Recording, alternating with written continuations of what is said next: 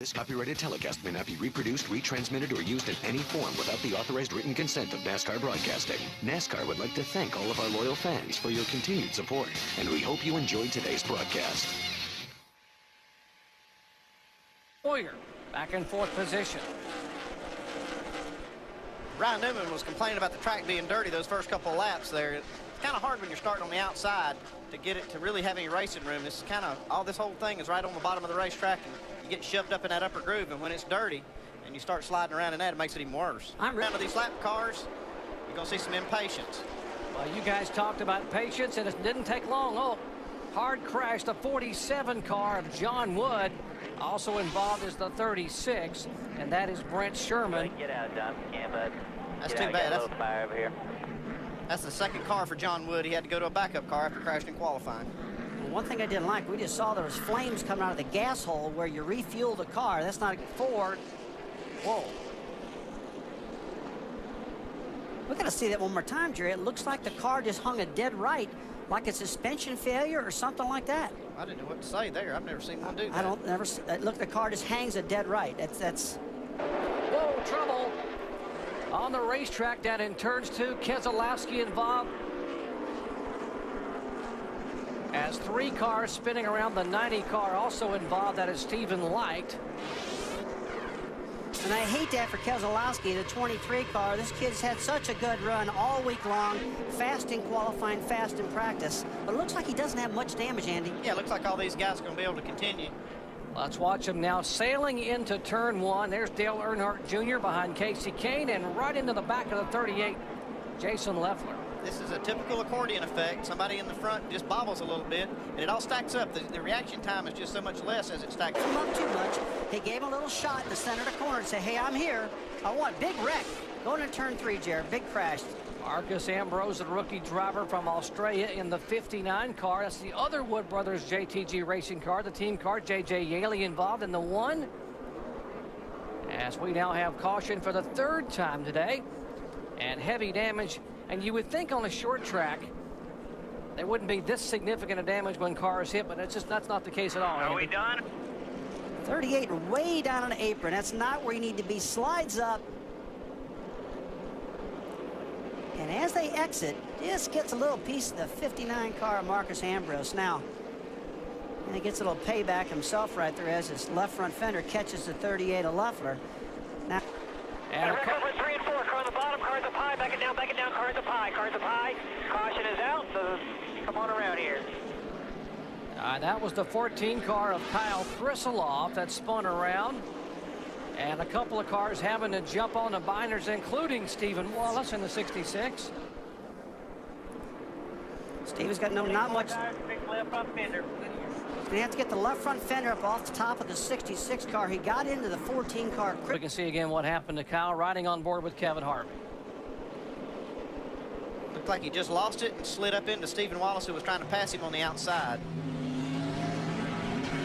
Is one of the quickest cars on the racetrack. That is Matt Kenseth, who started back in 11th. Yeah, I've been watching his lap times. He has been one of the fastest cars on the racetrack. Here, back it down. Stay low. And our leader goes around. Roll. We're fine. Roll. Outside. And that will bring out caution for the 5th time. Kyle Busch was just trying to make a move by Todd Cleaver. I got the 16. Just take care of it. Now, just getting ready to calm down. Just get back where it's supposed to be. Just getting ready to say these leaders are having to fight this lap. Kyle Busch goes in, and the car just starts to get out of shape there as he tries to go beneath the 21 car. Yeah, I can't really blame that on Cleaver. It looks like. Here's the restart. Casey Kane, who did not pit, stayed out on those used tires. His car slips high. Carl Edwards, Kyle Busch and company go underneath him and go sailing down the backstretch. Now, as they come out of turn 4, there's going to be some pushing and shoving. Oh, the 77 car just gets sideways, gets a little bit of a nudge. That's Bobby Labonte. Bobby Labonte's coming down the straightaway dead sideways. They start piling up behind him like crazy. Almost 10 cars are involved in this thing.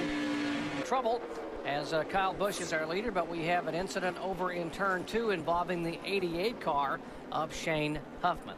I think this one here's probably finally knocked him out. He's been in a couple of accidents not of his own doing, but this one here was a hard hit. And looks like it's knocked the radiator out of it. And 38 car Jason Lovler is involved in this one. So we'll have to go back to our replay here and see what's caused this one. But Shane really had the car beat up from the first accident. I don't know if maybe a Talking about is getting by this lap traffic so you can get going.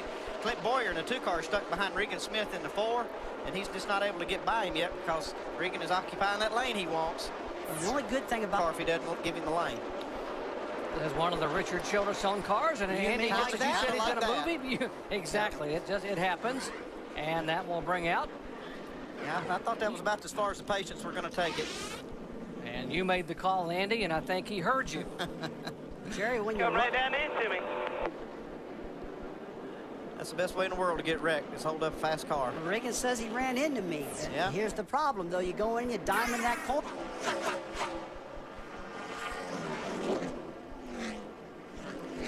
He will set his sights on Carl Edwards and Kyle Busch, who are in second and first, and David Rudeman spins it around his Toyota, tags off the inside pit wall. Gonna need radiator and stuff. He's gonna be, Drive right into the trailers here. Right, come in turn 2, David. Park right there at the end. he said they're going to need a radiator. They've been struggling with that, Carl. Yeah, Bobby Labonte looks like he might have been trying to make a low line to get around the inside of him, and this gets into the 99 of Rudeman. Because I can tell you one thing I know about Bobby Labonte, he's not a rough driver. I know, you see him laying on. Whoa, here goes Busch. 60 just turned us. Roll. Inside. And you heard what Kyle Busch had to say. NASCAR, please help us out with that 7. Can you not see what he's doing? That's twice I've gotten dumped today because of lap cars. You hear the frustration on Kyle Busch's radio.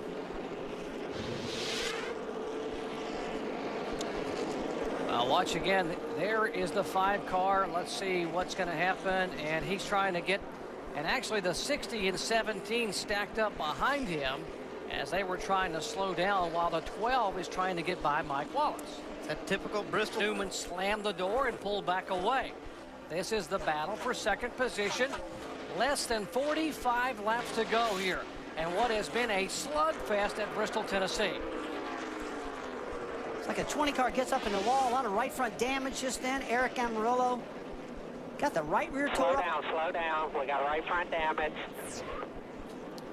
I don't have brakes. Broke the rotor. Just go slow on the bottom. Bobby took us out. No brakes. He just needs to stay on the racetrack. Get down to Avery. Don't dare try to come down pit road. You know, it does look like Bobby Labonte got a little aggressive with him. Yeah, he just barely caught the corner of Eric Amarola. Right.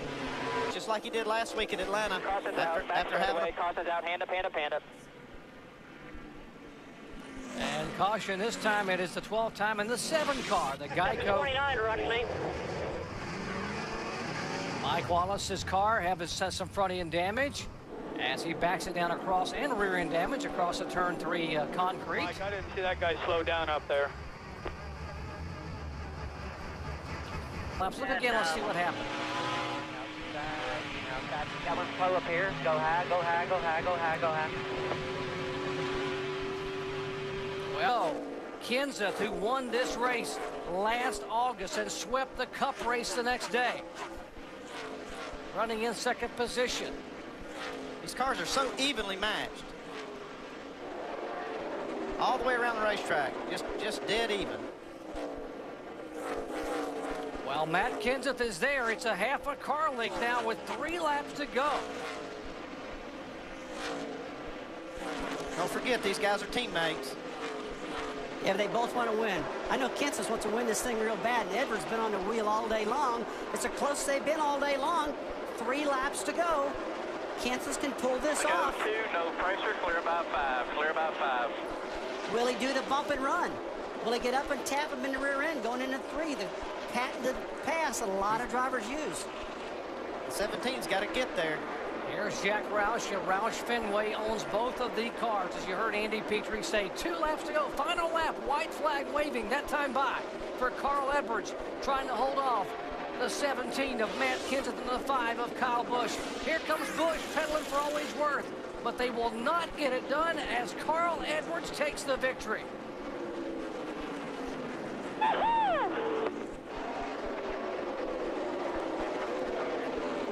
Good job, brother. We're in a hurry up off air. We have run long. We're going to try to talk to our winner here, Carl Edwards, on the radio, Rusty Wallace. Carl Edwards. This copyrighted telecast may not be reproduced, retransmitted, or used in any form without the authorized written consent of NASCAR Broadcasting. NASCAR would like to thank all of our loyal fans for your continued support, and we hope you enjoyed today's broadcast.